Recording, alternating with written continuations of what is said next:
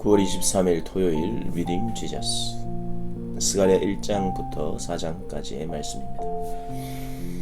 1장 다리왕 2년 8째 달에 하나님의 메시지가 이또의 손자요 베레기야의 아들인 예언자 스가랴에게 임했다.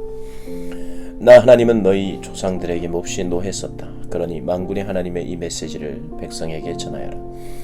내게 돌아오너라. 그러면 내가 너희에게 돌아가리라. 너희 부모들을 닮지 마라. 일찍이 예언자들이 그들에게 외쳤다. 만군의 하나님의 메시지다. 너희 악한 삶에서 떠나라. 너희 악한 행실을 그만두어라. 그러나 그들은 내 말을 모두 무시했고 한사코 듣지 않았다. 너희 조상들은 지금 어디에 있느냐? 죽어서 땅에 묻혔다. 그들에게 설교했던 예언자들은 어디에 있느냐? 그들도 죽어 묻혔다. 그러나 내가 내 종 예언자들이 선포했던 메시지는 죽지 않았다. 메시지는 너희 조상들에게 들어가 제 역할을 해냈다. 그렇지 않느냐? 메시지는 그들을 일깨웠고 그들은 이렇게 말하며 돌아왔다. 그분은 말씀하신 대로 아주 분명하게 행하셨습니다. 우리는 빠져나갈 수 없었습니다. 다리왕 2년 11째 달 24일에 하나님의 메시지가 이또의 손자요 베레기야의 아들인 예언자 스가랴에게 임했다. 어느 날 밤 내가 보니 한 사람이 붉은 말을 타고 있었다. 그는 자작나무 숲속 그늘에 앉아 있었다. 그의 뒤에는 말이 더 있었다. 붉은 말 한 마리와 밤색 말 한 마리와 흰 말 한 마리였다. 내가 말했다. 주여, 이 말들이 지금 여기서 무엇을 하고 있습니까? 이것은 무슨 의미입니까? 전령천사가 말했다. 내가 보여주마. 그러자 자작나무 숲의 기수가 목소리를 높여 말했다. 이들은 하나님께서 땅 위의 일을 조사하라고 보내신 기수들이다. 그들이 자작나무 숲에서 하나님의 천사에게 자기들이 보고 오는 것을 보고했다. 저희가 온 땅을 두루 살펴보았는데 다 좋습니다.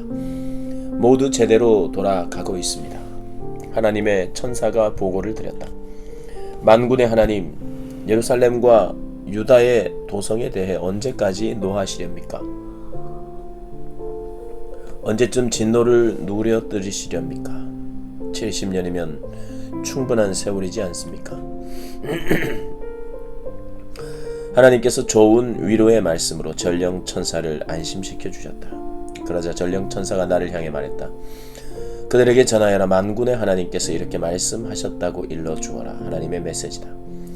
내가 예루살렘과 시온을 많이 아낀다. 그들을 진정으로 나의 것으로 여긴다. 그러나 온 세상을 다 가진 것처럼 살고 있는 저 사악한 민족들에 대해서는 진노가 머리끝까지 치민다.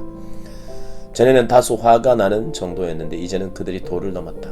나는 이제 행동에 나서려고 한다. 내가 예루살렘에 돌아왔다. 이번에는 동정의 마음을 품고 돌아왔다. 하나님께서 말씀하신다. 나는 내 성전이 반드시 재건되도록 할 것이다. 만군의 하나님의 보고다. 재건 공사는 이미 시작되었다. 다시 한번 전하여라. 만군의 하나님의 보고다.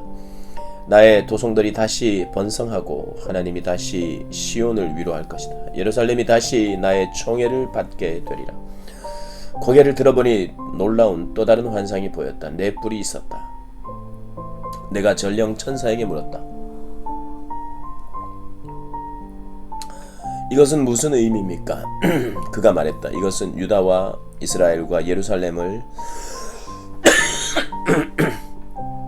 멀리 흩어버린 권세들이다. 그때 하나님께서 그 환상에서 내 대장장이를 더 보여주셨다. 내가 물었다. 이것은 무슨 뜻입니까? 그가 말했다. 유다를 흩어버리고 희망을 모두 꺾은 그 뿔들과 싸우려고 온 대장장이들이다. 그들이 유다를 사방으로 흩어버린 사악한 민족들의 뿔을 꺾어 버릴 것이다. 2장 나는 고개를 들어보고 놀랐다. 어떤 사람이 손에 줄자를 들고 서 있었다. 내가 말했다. 무엇을 하려는 것입니까? 그가 말했다. 나는 지금 예루살렘의 너비와 길이를 측량하러 가는 중이다. 밖으로 나가던 전령 천사는 바로 그때 안으로 들어오는 다른 천사를 만나 말했다. 뛰어가라. 가서 측량사에게 말하여라. 예루살렘 성벽이 터질 것이다. 사람과 짐승들로 꽉 차 벽이 터져버릴 것이다. 그러나 내가 예루살렘과 함께 할 것이다. 하나님의 보고다. 성벽 없는 예루살렘에게 불성벽이 되어주고 그 안에서 빛이 되어 주리라. 일어서라 거기서 나오너라. 지금 당장 하나님께서 말씀하신다. 너희가 멀리 끌려간 그곳에서 돌아오너라. 하나님의 보고다. 내가 너희를 사방으로 흩었지만 이제 시온아 바빌론에서 나오너라. 지금 당장.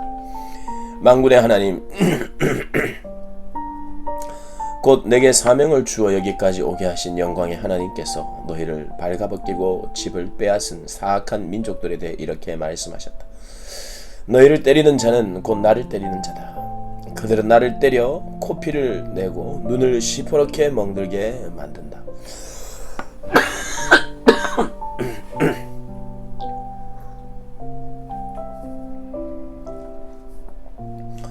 때가 되면 내가 신호를 내릴 것이다. 그러면 그들은 발가벗겨질 것이다.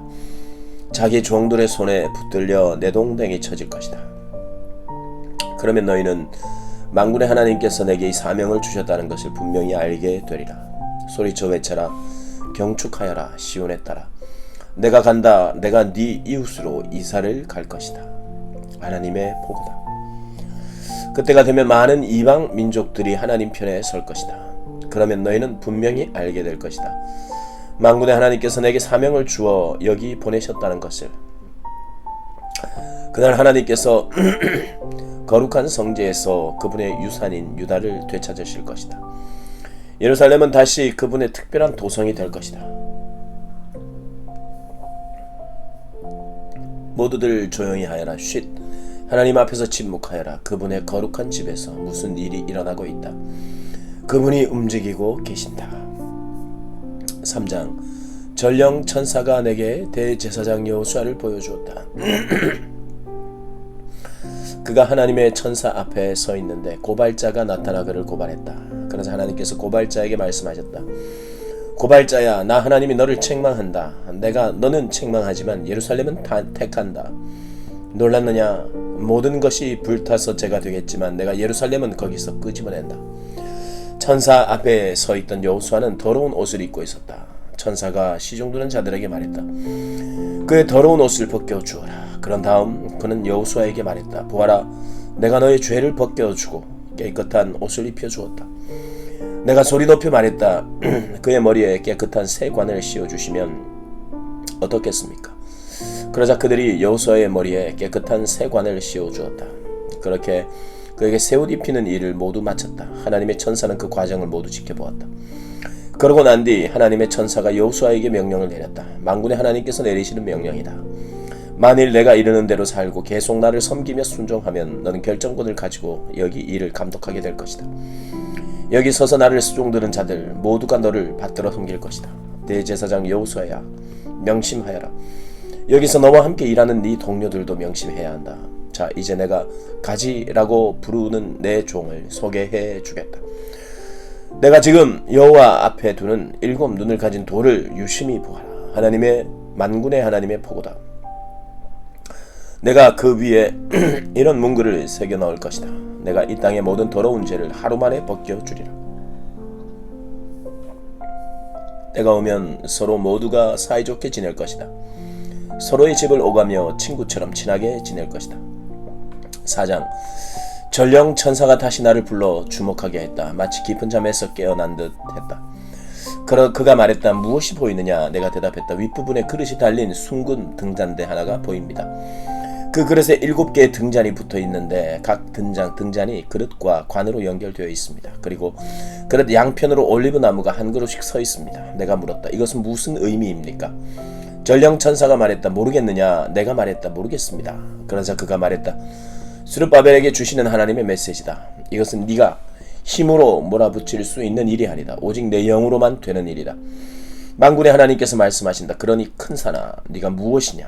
스룹바벨 옆에서 너는 모래성에 지나지 않는다. 그는 성전에 머릿돌을 놓을 것이며 그날 크나큰 함성이 울리리라. 그 후 하나님의 말씀이 내게 임했다. 스룹바벨이 성전 건축을 시작했고 그가 그 일을 완성할 것이다. 그날 온 백성이 만군의 하나님께서 너희에게 말씀을 주셨음을 확실히 알게 될 것이다. 미약한 출발이라고 이날을 경멸하는 자가 있느냐? 스룹바벨이 마지막 돌을 놓는 날에 감히 그를 비웃는 자가 없을 것이다. 전령천사가 앞에 환상을 다시 보이며 말했다. 7 등잔은 탐조등처럼 세상의 어두운 구석구석을 탐색하는 하나님의 눈이다. 그러면 등잔대 양쪽에 두 올리브 나무는 무엇입니까? 내가 물었다. 그것은 무엇을 의미합니까? 또 등잔에 기름을 흘려보내는 올리브 나무의 2가지는 무엇을 의미합니까? 전령천사가 말했다. 깨닫지 못하겠느냐? 내가 말했다. 모르겠습니다. 그가 말했다. 그것은 온 땅의 주인이신 분 옆에 서서 온 세상에 금 등잔 기름을 공급해주는 2 사람이다. 아멘.